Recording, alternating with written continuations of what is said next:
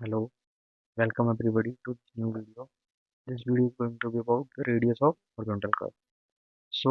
The horizontal curve of highways are designed for specific design speed. It may be ruling design speed or it may be minimum design speed, correct? So, depending upon which type of speed we are using for calculating the radius of horizontal curve, it will be called ruling minimum radius or absolute minimum radius. So, in cases where site conditions restrict the radius of curve, the horizontal curve needs to be redesigned. There are some cases where due to horizontal geometrical restrictions or some other restrictions due to non-availability of space, we need to redesign the radius of the curve and the horizontal curve needs to be redesigned. The horizontal curve needs to be redesigned means that the radius of the curve is not being accommodated in the field and it needs to be readjusted. So ruling minimum radius. What is ruling minimum radius? It is represented by RMR.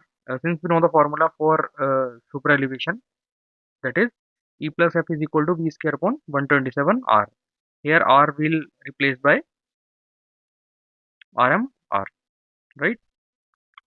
So RMR as in ruling minimum radius would be represented by V square upon 127 E plus F.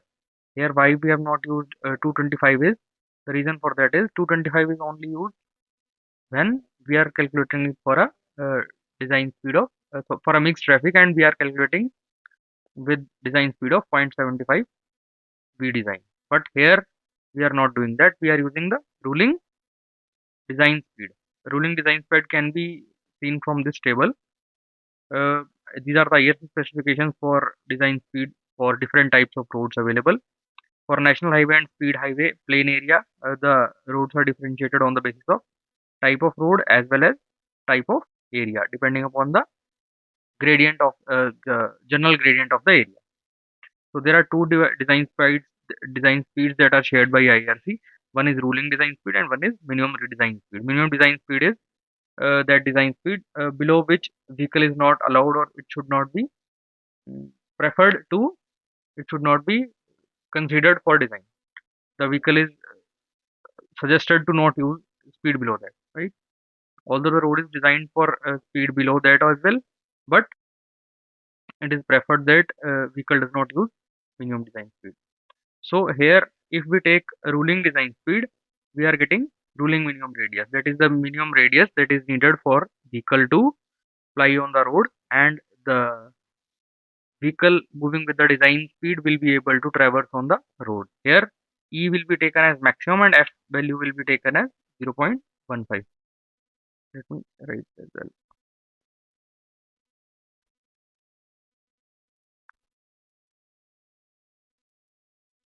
F will be taken as 0.15. Right. Next is absolute minimum radius. Absolute minimum radius is that radius for the week that is needed for a vehicle traveling with the minimum design speed. If we have designed a national highway with minimum design speed of 80, the vehicle moving with the speed of 80 should be able to traverse on that road using while driving on a minimum speed. So minimum design speed would be 80 and 127 is taken as from the formula of super elevation, right? So E max is the maximum super elevation that is available and F is again 0.15. So F will be kept at 0.15 and radius can be calculated accordingly. Now next is radius at which no super elevation is required. When no super elevation, even when no super elevation is required, camber is present on the road to act as a super elevation. So camber present on the road acts as a super elevation and no road without a camber would be possible because that for that road drainage would not be possible for the rainwater, and hence minimum super elevation that is possible for the road is 4%. So we take the formula again, E plus F V square upon 127 R. Let me E plus F V square upon 27 R. So E is taken as camber, and F is taken as 0, right?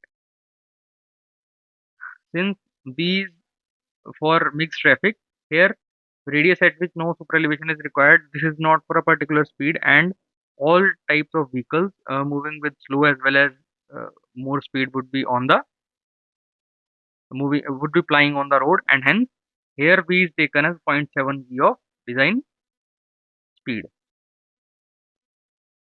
right? So here the formula will be coming out to be camber is equal to 0.75 V square upon 127 R nose. R nose is basically no super elevation is given as, and no super elevation, right? So camber would be coming out to be V square upon 225 R. Since F is taken as 0, we are assuming that there would be no lateral friction available for the vehicle to adjust for the lateral push provided by the centrifugal force on the vehicle. So that is that. So we'll get a different formula for each of these. One is ruling minimum radius, one is absolute minimum radius, and one is camber. This can also be known as radius or R nose, right? Next is widening of pavement on horizontal curve. Since uh, there are different reasons for expanding the pavement on the horizontal curve, the reason for that would be there are due to off tracking of the vehicle, as well as psychological widening is required for width of the vehicle on horizontal curve. So let's have a look at this. To prevent off tracking of the vehicle, first point that we need to consider for widening of pavement on horizontal curve is to prevent off tracking of the vehicles. What is off tracking? We can have a look in this diagram. This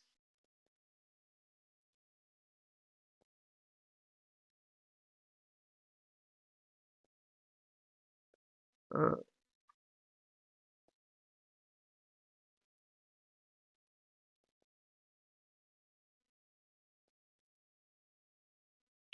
this vehicle is moving on the road, and since the width of the vehicle available on the road is equal to W, that is the width of the road, that would be 3.5 per lane for each road, and that would be 3.75 for single road, 5.5 for intermediate road, 7.5 for double road, and 3.5 meter for per lane for multiple lane roads, right?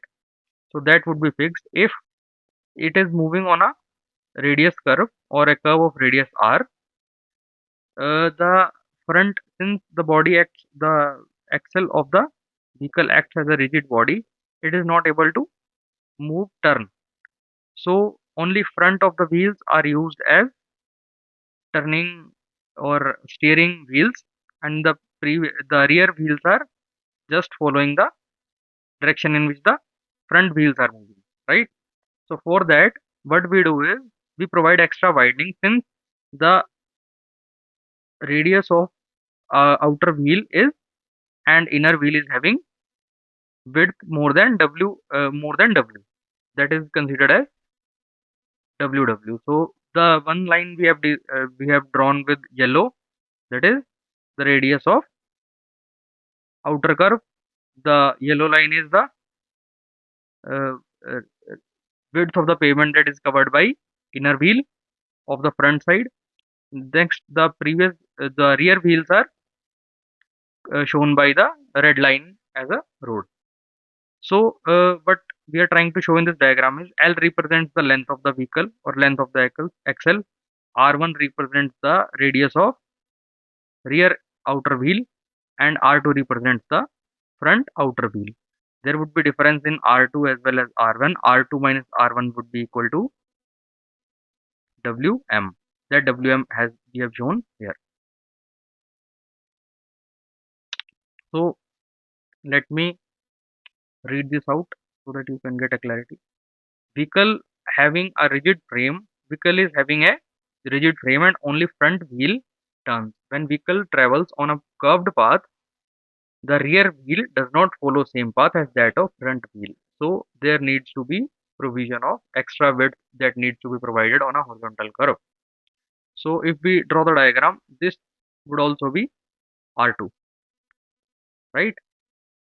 So this and this diagram we have shown in this figure. Here C is the center line, center point of the curve. R2 is the outside wheel, front outside wheel, and R1 is the inner outside wheel. This is also shown in the bigger diagram. So the rear wheel follows the inner path on the curve as compared to the front wheel. The rear wheel follows the inner path on the curve as compared to the front wheel. Okay. If front wheel traces the edge of the road on the curve, the rear wheel will be off the pavement on the shoulder. If only this width is provided, there could be two cases, that the inner wheel of the road would be on shoulder on this side, or the front axle wheel of the vehicle would be on outside shoulder on the outer edge. If this is a mountain or something, this is a curve on a road, on a this could be a valley, and this could cause a big accident. So for that, it is made sure that the width of the road on a horizontal curve is extended or increased. Next is to tackle the psychological behavior of the driver. Drivers generally it is seen that they tend to keep the distance or clearance between the vehicles on a horizontal curve to maximum. This is just a psychological behavior of the passenger. So there are two types of extra widenings that are required. Next is to avoid lateral skidding. Lateral skidding is hardly observed in radius because there is design speed is very less. To increase the visibility of the curve, the visibility of the curve increases as we provide extra widening. So extra widening can be given as a function of length of wheelbase as well as radius of the curve and psychological factors. This is the reason. This is the depending of these are the factors on which the extra widening depends. Right. Next, let us do the calculations for the uh, explanation that we have done. Let us calculate for mechanical extra widening. Right. So from this diagram, we can see that from this diagram we can see that R2 is equal to R1 square plus L square. Right. By the Pythagoras theorem, we can easily see that R2 square is R1 square plus RL square. Also, R2 minus R1 would be Wm, as R1 plus Wm would be equal to, this is a radius of, this is a circle of or a curve of equal radius at all the places, right? So R1 plus Wm would be equal to R2. This R2 will be same here as well. So this will come to R2 is equal to R1 plus Wm, right? That is what we have written here. So R1 is equal to R2 minus Wm. So we'll input this into this equation. R2 minus Wm square plus L square. We'll calculate the value of Wm from here.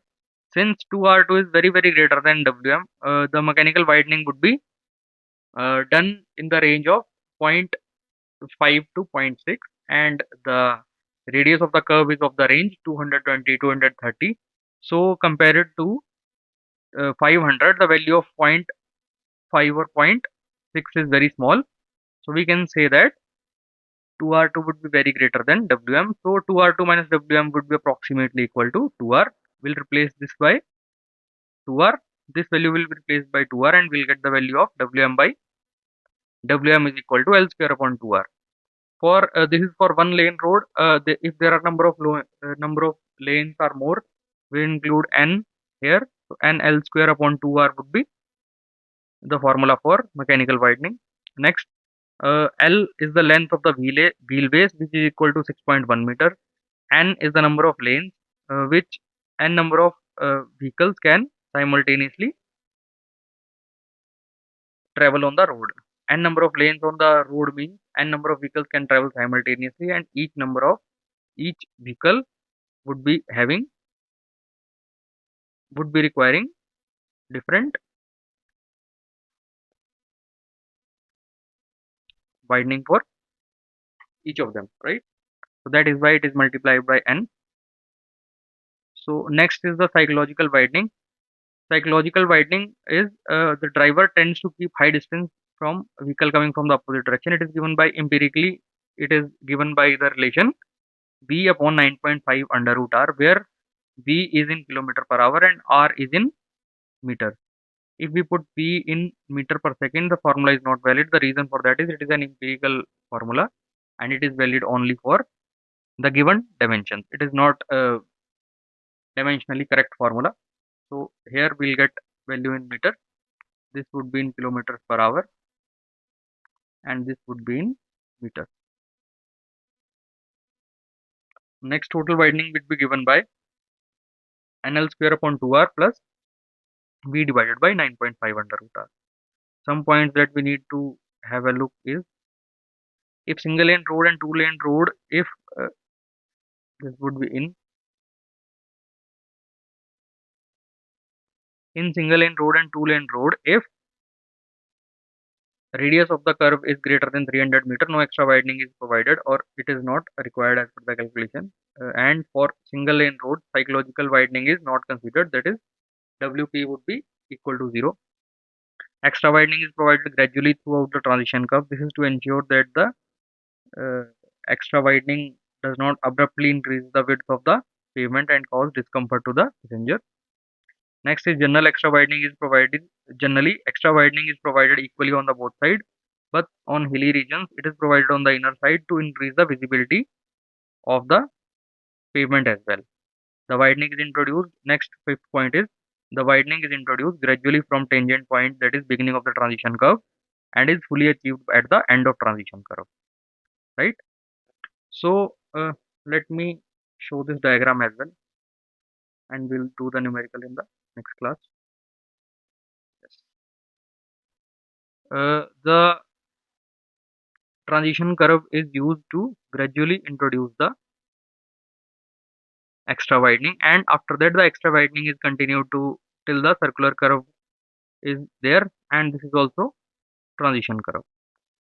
Let me draw it in the diagram. This is also transition curve,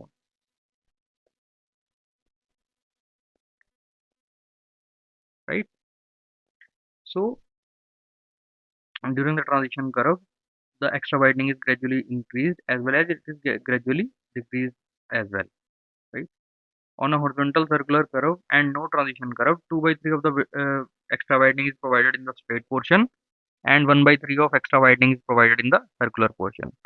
Wherever there are such cases where transition curve is not provided on straight section, 2 by 3 of the extra widening is provided in the straight portion.